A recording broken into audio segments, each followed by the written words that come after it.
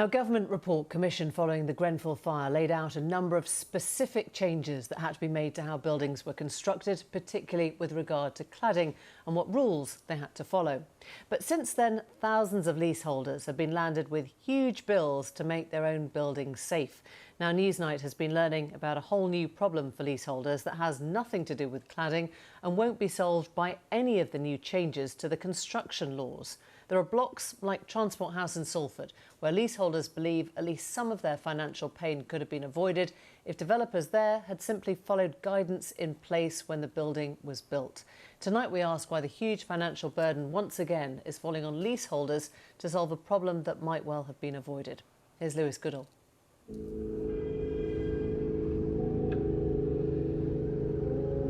Transport House in Salford is just one development caught up in the building safety crisis, but it may be an instructive one.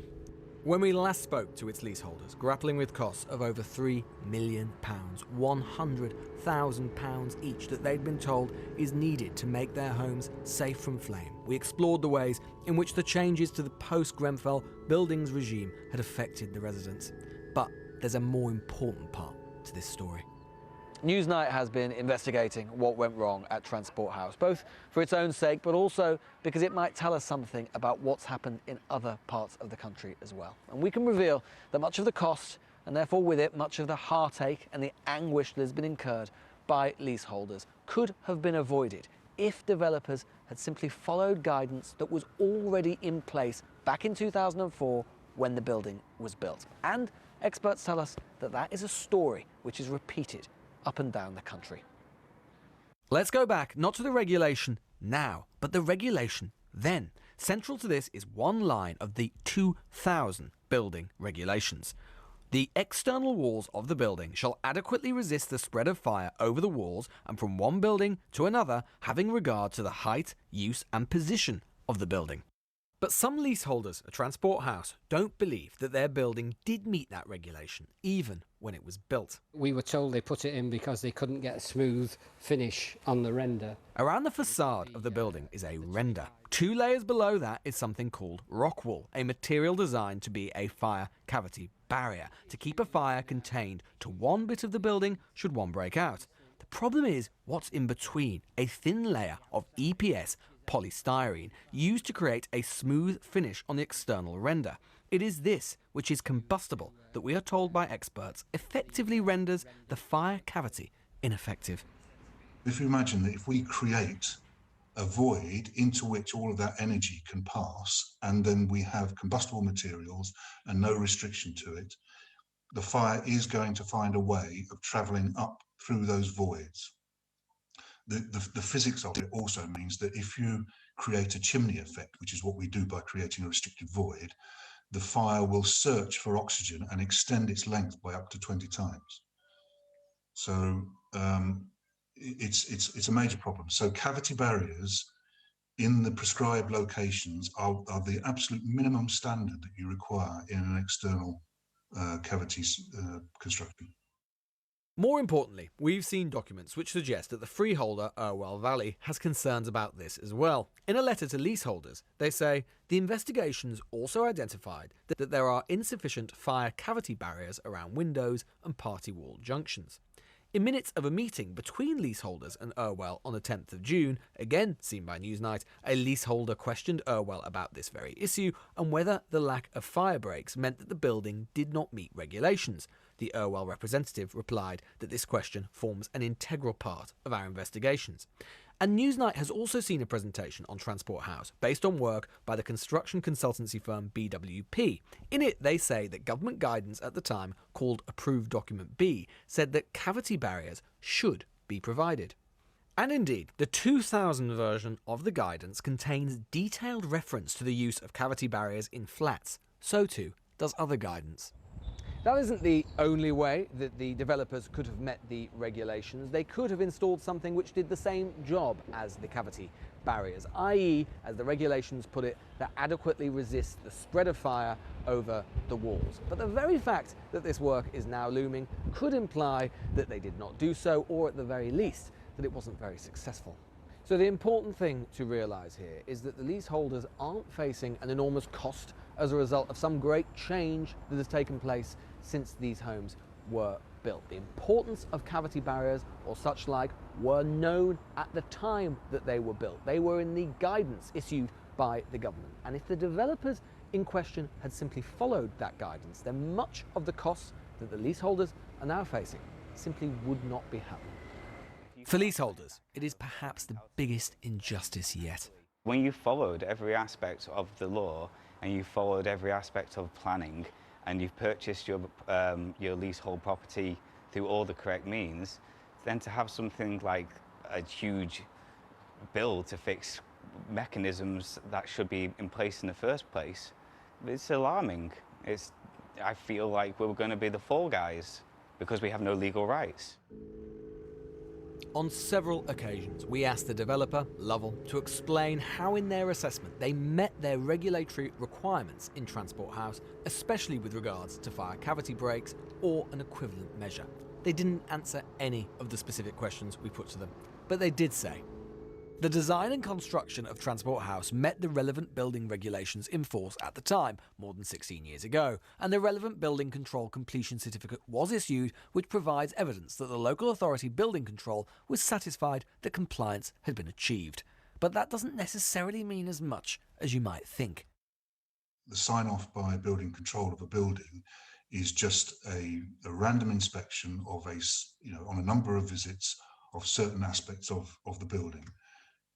And every single building that has now had external cladding condemned and is being remediated, and everybody is aware of the costs of that going forward, has at some stage been signed off by building control.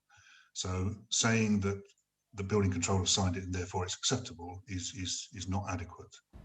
This speaks to a much wider story which goes far beyond Transport House. For a start, experts we've spoken to tell us that the EPS and fire cavity barrier problem is a common one, and secondly, it adverts to the fact that for decades now, the regulatory, scrutiny and enforcement systems which exist for buildings in this country have been marked by failure. The Hackitt report of 2018 laid bare the extent of the failure of our buildings regime. In her report, Dame Judith Hackitt said that there was 1. Ignorance about the rules, which were too complex. 2. Indifference, with developers motivated too often by cost alone. 3. A lack of clarity on roles and responsibilities within the regulatory framework. And 4. Inadequate regulatory oversight and enforcement tools. All of which, Dame Judith said, had created a race to the bottom in development of Britain's buildings. Historically, it was the responsibility of local authorities to ensure buildings were compliant with building regulations. But for a long time, that hasn't been the whole picture.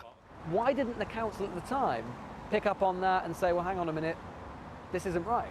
So local authorities receive the information from the developer and obviously look over that information and see whether it conforms with what was passed at the planning committee. And that's the level of engagement and involvement from local authorities. They're not on site when a building is being built, looking at every single thing that is being done. There's no requirements for that in the building legislation. And obviously, over time, what we've seen is a watering down of that regulatory environment and, in a sense, a disempowering of local authorities. There are a lot of questions for a lot of people in the national part of this story. Regulators, national government, local government, freeholders, developers, 3 decades of an unsatisfactory building regime. Only the leaseholders have had no part to play, who are definitely blameless, and yet it is they who are being asked to pay the price. That was Lewis Goodall, and Dame Judith Hackitt conducted an independent review into building standards following the tragedy of Grenfell Fire, and she joins us now. Dame Judith, what we learn, and of course it's not specific to one building or one place or one developer, but is much wider, is the problems clearly weren't just Grenfell. Some experts there believing there are developers who didn't follow just standard guidance at the time of building. Does that worry you? Of course it worries me, Emily. Sadly, I can't say I'm surprised. My review, which I completed 3 years ago, that was exactly what I discovered when I talked to people, that we had a system that really was not working, where the level of oversight was insufficient and the behaviour of some people in the system. And I think we have to be careful here to remember that there are good people out there who are building good buildings, but there are some who are taking advantage of that lack of enforcement to cut corners, cut cost, and as I described it, that race to the bottom. So I'm not surprised by this story I've heard, but it does sadden me to hear that yet more people are caught with this problem. But if you're one of those developers, should you be liable, no matter how long ago it was? I mean, there is a lack of enforcement, but should that responsibility still lie with the developers? Of course it should. Of course it should. And one of the proposals in the new regulation, which will follow on from my recommendations when it's introduced into Parliament, will be a big shift in the way the system works. As you said in your report, at the moment, it relies upon spot checks by under-resourced regulatory resources. We haven't got enough to do the job to the level that needs to be done if people don't feel that responsibility for delivering safe buildings. The new regime will require the developers, the builders, to demonstrate to the regulator and to prove to the regulator that they have built what they said they were going to build, and that there is good reason to believe that that is a safe and effective building that's fit for people to live in. That's not going to be retroactive, so the onus is it? will change. I mean, that's not going to be retrospective or retroactive. I guess one of the questions we're asking is, when the government says, as it has done plenty of times, it's the responsibility of developers to do the right thing, what do they mean by that? I mean, should they be making developers financially liable? Because at the moment it's falling on leaseholders. You know, Boris Johnson stood up, 17 times in Parliament and said, this is wrong, we must do the right thing. But developers don't feel the compunction to do that unless the law is actually changed, right? Not entirely true. I think we are seeing some developers who are making provision, who are standing up and who are taking that responsibility, even when the legal time limits that are currently in place have gone past. But there's not enough of them. That's for sure. So what we have to do is to ensure to get the regulation right going forward. I acknowledge absolutely what you're saying, that still leaves us with this incredibly difficult problem of what's happened in the past. That's the problem that we have to wrestle with. And I would absolutely support the view that says leaseholders are the ones who are blameless. Leaseholders are the ones who have done all of the right things. And it is really, really sad and distressing for them that they find themselves in that position. What would you say to leaseholders? I mean, what should they be doing if they get a bill for £100,000? What would you do? Well, I think the first thing I would want to do is to understand why the work is necessary. Because one of the things that concerns me is the extent to which people are now overreacting to this need to look at buildings. My review, let's remember, was very much focused on high-rise buildings. My focus initially was on buildings of 10 stories or more. We subsequently lowered that threshold to 6 stories or more, or 18 metres. But we are now getting very focused on buildings that are lower than that. The facts are that the risks of fire in those buildings are rare. We know from the data that fires do not happen frequently. They are infrequent events.